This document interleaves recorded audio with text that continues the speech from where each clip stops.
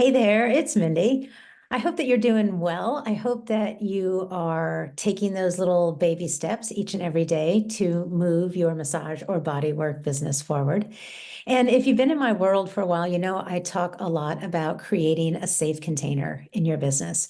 And I've got a video, you can see it down on the YouTube page about this very thing. How do you create a safe container for your business?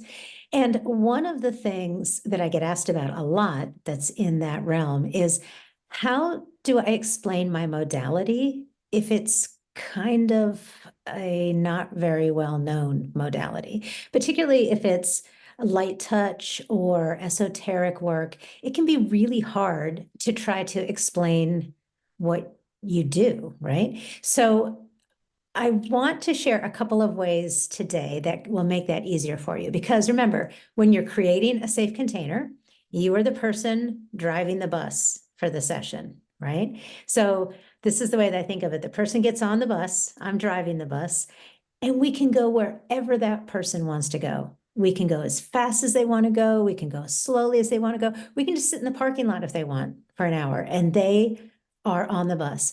But someone's got to facilitate. Someone's got to drive the bus. So one of the ways that you can drive this bus and create a safe container for your business is being able to explain what you do. So I want you to think about becoming fluent in the languages of anatomy, energy, and props. I'm going to start with a story from when I first started doing craniosacral therapy. When I first started out, you guys, I was so stoked just to be able to say the word sphenobasalar synchondrosis, like to even know what that was. And if you're not a craniosacral therapist, you may not know that that's where the sphenoid and the occiput, that's where they meet. But like to write that word out and to be able to say it, I was like, look at me and how smart I am. I really, really love this work. And I can say, and I know what a sphenobasalar synchondrosis is.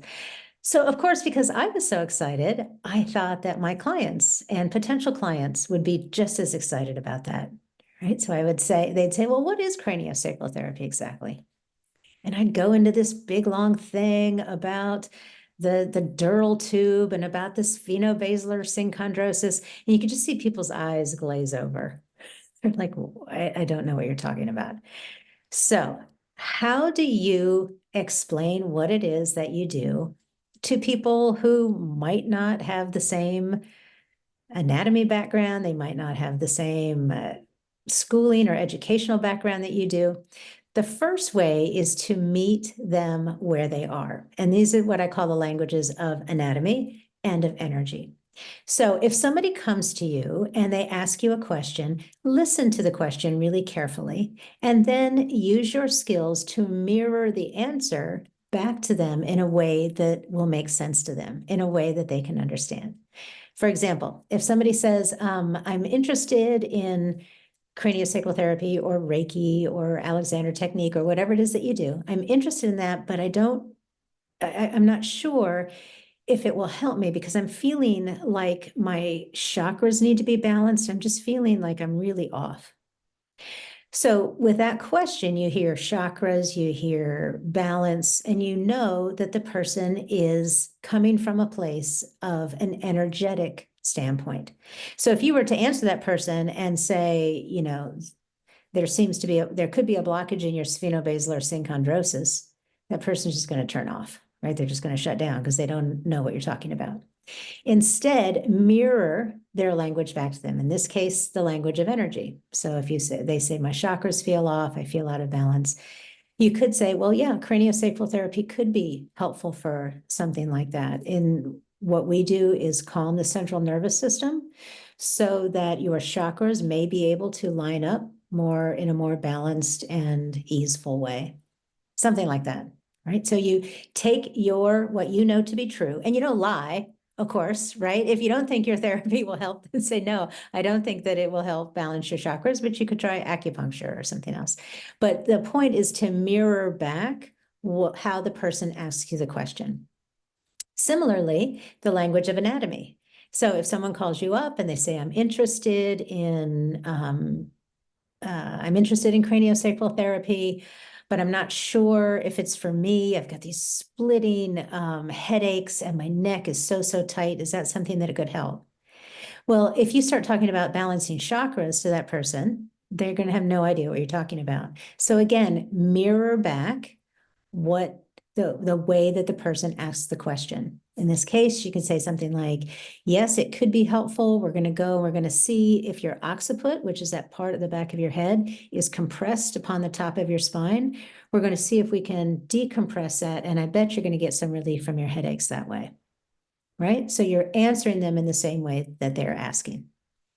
Now, the third way that you can communicate what you do is once the client comes in. So again, particularly in these light touch esoteric therapies, sometimes people come in, they have a great session. I know you've experienced that. They have a great session. They're like, wow, that was great.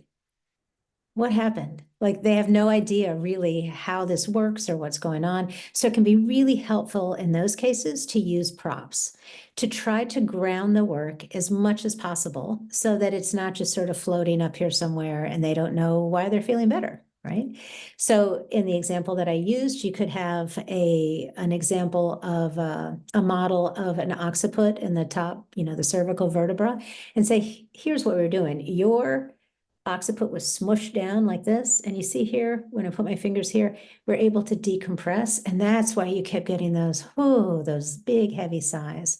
I think this work could be really helpful for you as we go deeper and deeper into those layers of fascia, which is connective tissue, right? Something along those lines. But you have the prop there with you so that you can explain what's going on in this beautiful, wonderful work that you do. So when trying to explain your modality, fall back onto the languages of energy, anatomy, and props. And remember to mirror back the language that the person is using to speak with you. Okay, that is it for this week. I look forward to seeing you next week. Make sure that you subscribe if you find these videos helpful so that you'll know when the next one comes out. And I would love it if you know one or two people who you think could be helped by these videos. I would love for you to pass the information along. All right, that's it for now. Ciao for now. I'll see you next time.